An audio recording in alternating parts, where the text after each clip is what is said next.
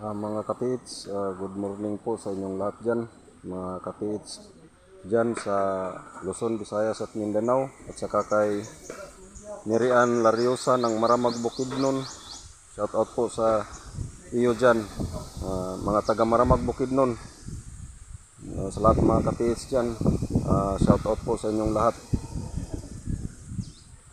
Nandito pala po ako ngayon mga katits sa isang bukal ng tubig mga katits, na ito po ay sa panahon ng World War II ay inigiban po ito ng ginawa po itong igiban ng mga Hapon mga katits.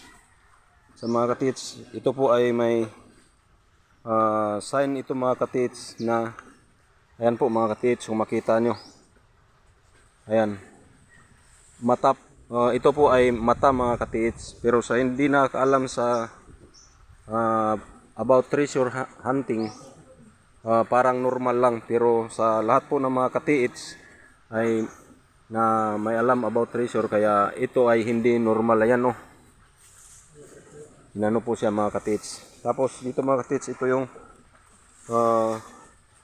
yun may butas, saka letter, parang letter G. Ayan mga katiits, na pinahiga na letter G. Tapos ito yung igiban mga katiits, daming naglalaba. Ito po mga katits ay sa hindi pa po ito mga katits ito mga katits ay to dito mga katits, tubigan.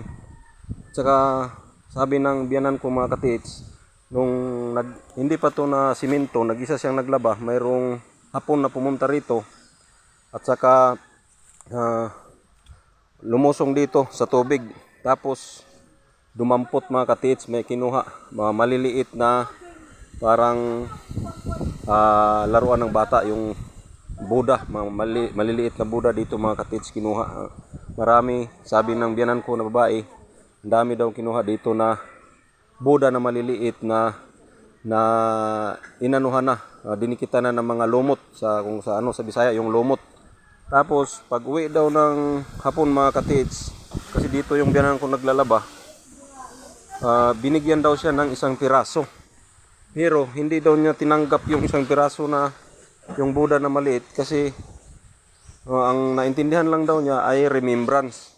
Tapos ang sagot daw niya sa hapon mga katits, na aanhin ko naman yang, pero Bisaya mga katits yung sagot niya, kasi hindi siya marunong English. Sabi niya, aanhin ko naman yang maliit na bata, nalumutan naman yan, hindi naman ako maliit na bata para maglaro niyan. Sa ganun mga katits, kasi wala siyang alam about ng Yamashita, kaya hindi niya tinanggap, kaya umalis na lang ang Hapon mga katits.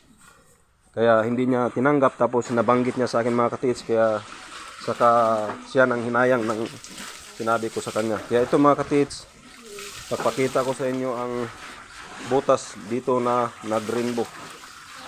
Ayan mga katits, isa yan, binarina mga katitso, 2, 3, 4. Ayan mga katits. Tapos dito may isa.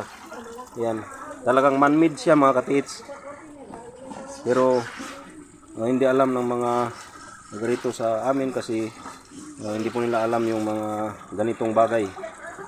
Kaya yan, yan mga katits, 1, 2, 3, 4. Ito yung mga kapitbahay ko na naglalaba. Ayan mga katits, gwapo at maganda ito.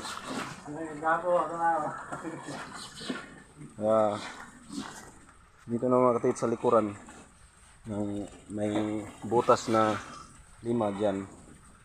Yan mga katits. Yan.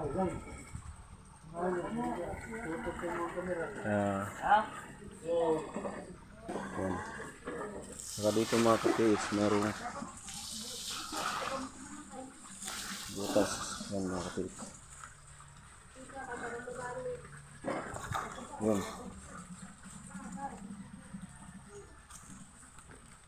Ayan mga katits, talagang perfect na dot siya mga katits. Yan.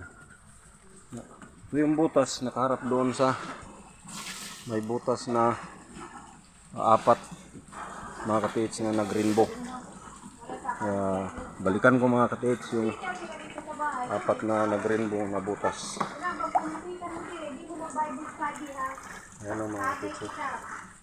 Medyo madilim lang mga ka-TH kasi ginawa ng ano dito, bahay para yung mga maglalaba ay hindi mainitan. Kaya pinagawa ng kapitan. Apat na sunod-sunod na rainbow na parehas yung butas nila. Saka may isa doon na iba. Ayan mga kapits, yung panglima. Kaya dito lang mga kapits. Maraming salamat sa inyong patuloy na pagsuporta sa mga solid subscribers ko dyan. Saka sa lahat ng manonood ng aking video, salamat sa inyong patuloy na pag-like at subscribe sa aking channel. At sa lahat ng mga ka-TH dyan, buhay kayong lahat at God bless. Nandito lang po.